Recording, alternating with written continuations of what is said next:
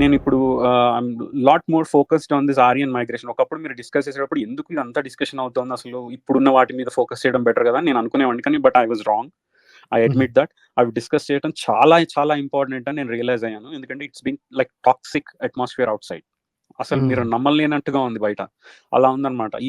అంటే ఇండియా అనేది మొదటి నుంచి ఉంది. ఇండియన్స్ అనేవాళ్ళు మొదటి నుంచి ఇక్కడే ఉన్నారు ఇదే పెనిన్సులాలో.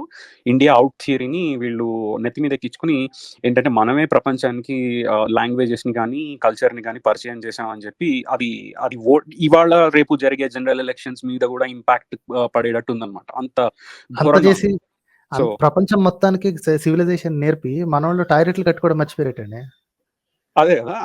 అది ఐ మీన్ లైక్ ఎట్లా మళ్ళీ దానికి ఇదే చెప్తారు ఏంటంటే ఇన్వేజన్స్ వేరే వాళ్ళు ఇన్వేడ్ చేశారు. ఇన్వేడ్ చేసి అంటే ముస్లిం రూలర్స్ నుంచి అక్కడి నుంచి ఇన్వేజన్స్ అయ్యి దెన్ వి వర్ లైక్ దాని వీకెండ్ అర్థం ఆర్ చేత కాలేదు. ఐలాండ్. యాహ్! దాని అర్థం చేత కానీ కాలేదు. ఇప్పుడు స్ట్రెయిట్ ఈ పాయింట్ మీద సార్ ఇప్పుడు నేను నేర్చుకున్నది మీ కాల్ నుంచి వేవ్స్ ఆఫ్ మైగ్రేషన్స్ అయ్యాయి.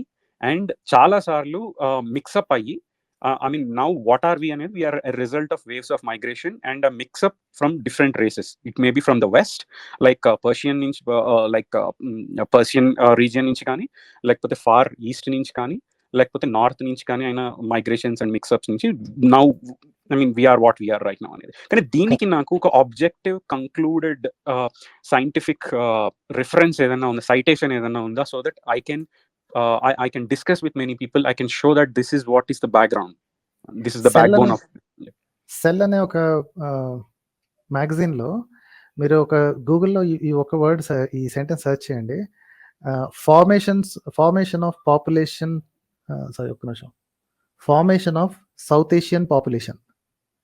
ఇది కొడితే Formation of okay. Formation of south Asian ఇది అసలు this has nothing to do with Aryan or anything. Okay.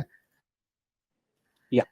అయితే ఈ ఈ this is the most recent ఇదనమాట. అది కూడా జరిగి ఆల్మోస్ట్ 6-7 ఇయర్స్ అవుతున్నట్టుంది. మోస్ట్ రీసెంట్ ఇది దిస్ ఇస్ ద డెత్ నెల్ అనమాట. అంటే final nail in the coffin అంటారు. వాళ్ళు ఎప్పుడు ఒప్పుకోరు. ఇప్పుడు అడ్డంగా వాదించేవాడికి మనం ఎంత చెప్పినా లేదు అదంతా ఫేక్ జెనెటిక్స్ అంతా ఫేక్, అదంతా ఫేక్, ఎన్ని మాటలని అనుకునేవాడిని. కానీ it's already proven beyond doubt that Indians are resultant of waves of migration. Okay. అందులో ఒకానొక వేవ్ యురేషియన్ స్టెప్పీస్ నుంచి రావడం జరిగింది. Okay. And those were called Aryans. అంతే తప్ప ఇప్పుడు వాళ్ళేమి బయటోళ్ళని అని అనట్లేదు. ఇప్పుడు ఉన్న వాళ్ళని ఎవరిని డిస్క్రిమినేట్ చేయట్లేదు. వాళ్ళ ప్రాబ్లం అంతా ఏంటి అంటే మా పూర్వీకులు అని ఎలా అంటారండి, those people are ours and ours, అందరిది మనందరి వాళ్ళు. ఓకే. అసలు మీకు ఒకసారి ఆలోచించండి, జెనెటిక్ డిస్టెన్స్ గురించి తలకాయ ఉన్న అది తెలియని వాళ్ళు మాత్రమే అంటారు. అంటే మోస్ట్ ఆఫ్ దెమ్ తెలియదు. I shouldn't be telling. మేము ఒక సింపుల్ ఎగ్జాంపుల్ ఇస్తాను చూడండి. ఓకే. మీకు మీరు 100% డిస్టెన్స్లో ఉన్నారు. Okay. Because you are the same as your self. Okay. మీకు ట్విన్ బ్రదర్ ఉన్నాడు అనుకోండి. He and you are at the exact same distance, 100% related to each other. Okay. You and your mother are 50% related. ఓకేనా? Right. You and your brother also 50% only related. Same with your sister. You and your grand mother are 25% related. Yes. అంటే the back we go అదేంటంటే ఆ ratio 1/4 అది ఫ్రాక్షనలైజ్ అవుతూ వెళ్తూ ఉంటుంది.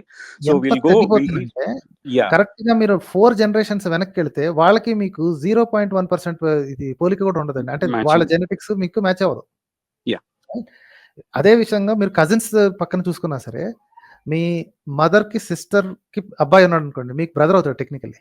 Right. కాకపోతే that fellow is 1/8 distance. Okay. మీ సొంత బ్రదర్ 1/2 డిస్టెన్స్ లో ఉన్నాడు, 50%. ఆ పర్సన్ ఆల్మోస్ట్ 12% డిస్టెన్స్ లో ఉంటాడు. అలాగా 4 జనరేషన్స్ వెనక్కి వెళ్తేనే ఎక్కడికో తగ్గిపోద్దండి. వీళ్ళు థౌజండ్స్ ఆఫ్ ఇయర్స్ గురించి మాట్లాడుతున్నారు. అసలు వాళ్ళకి మనకి కనీసం దూరపు చుట్టూ సంబంధం కూడా లేదు. అలాంటి వాళ్ళు మా పూర్వీకులు అక్కడి నుంచి వచ్చారు, ఇక్కడి నుంచి వచ్చారు, అసలు ఆ సందర్భంగా లేదు. 4వ తరం మీ తాతగారి యొక్క తాతగారు ఉన్నారా, ఆయనకి మీకు ఒకసారి క్యాల్కులేటర్లో కట్ చేసి చూడండి, అసలు ఎంత తక్కువ పర్సెంటేజ్ ఉంటుందో. మీ తాతగారే డైరెక్ట్. సో అలాంటి వాళ్ళ గురించి వాళ్ళు ఎక్కడి నుంచి వచ్చారు అనేది ఆబ్జెక్టివ్ గా చూడకుండా ఎమోషనల్ గా తీసుకుని వాళ్ళు మా తాతగారు అంటే మా తాత ఎవరై ఉంటారు, అక్కడి నుంచి వచ్చారా, మా వాళ్ళు అక్కడ వాళ్ళ, మేము ఇక్కడ వాళ్ళం కాదని ఎవడన్నాడు సార్? బోల్డ్ అని మైగ్రేషన్స్ జరిగాయి, బోల్డ్ అని వేవ్స్ వచ్చాయి. అందులో ఒకానొక వేవ్ పేరును ఆర్యన్స్ అంటున్నారు అంతే. That's all about it. అంతేగాని ఇక్కడ ఉన్న వాళ్ళందరూ ఆర్యన్స్ బయటికి వెళ్ళిపోండి ఎవడన్నాడండి? వీళ్ళు అంటారు. ఈ సన్నాసులు అంటారు అనమాట. ఏ క్రైస్తవులందరూ ఇక్కడ వాళ్ళు కాదు, ఇస్లాం వాళ్ళందరూ ఇక్కడ వాళ్ళు కాదు, మీ వాళ్ళు ఎక్కడి నుంచి వచ్చారు, పోయిపోండి అవతలకి పోండి. ఎక్కడికి పోతారండి ఇక్కడ ఉన్నోళ్ళు? ఎక్కడికి పోడు. అందరు ఇక్కడ వాళ్ళు ఇక్కడే ఉండాలి. యాక్సెప్ట్ చేసేసి వాళ్ళు ఎక్కడి నుంచి వస్తే మనకి ఎందుకు, మన దగ్గర ఉన్నది ఇప్పుడు మేము పాటిస్తాం అంటే కనీసం గౌరవం అన్న దక్కుద్ది. ఆ మొక్క ఆల్రెడీ చేశారండి. బాల్ గంగాధర్ తిలక్ ఒప్పుకున్నాడు, బోల్డ్ ఎంతమంది ఒప్పుకున్నారు. I think even Jawaharlal Nehru కూడా, because is Kashmiri pandit Brahmin, so అతను కూడా ఒప్పుకున్నాడు. There are so many people who have accepted that this is, I think bunch of thoughts లో కూడా ఎక్కడ గోల్వాల్కర్ కూడా ఎక్కడ అన్నట్టు గుర్తు, I don't quote me on that, but I heard it somewhere. He said ఎలా సెటిలర్స్ లాగా మనం ఇక్కడ బాగా సెటిల్ అయ్యాము అన్నట్టుగా ఏదో అన్నట్టు గుర్తు. Okay, I find some references. So అలా అనేసుకుని ఒప్పేసుకుంటే గొడవ లేదు. ఇప్పుడు ఉన్నాం కదా, ఇప్పుడు ఉన్న వాళ్ళు ఎక్కడ ఇప్పుడు యూరోపియన్ సెటిలర్స్ అందరూ వచ్చి అమెరికాలో స్థిరపడ్డారండి. తర్వాత మీరు బయట వాళ్ళు పొండి అంటే ఆడిపోతారండి వాళ్ళు. సో ఒప్పేసుకుంటే ఒక అనేపోద్ది, బాస్ ఎస్ అప్పట్లో మా పాత వాళ్ళు సెటిల్ అయ్యారు, ఎవడు గెలిచాడు అటు గెలిచాడు, అయిపోయింది, అక్కడితో అయిపోయింది, ఇప్పుడు ఏం చేయాలో ఆలోచించండి.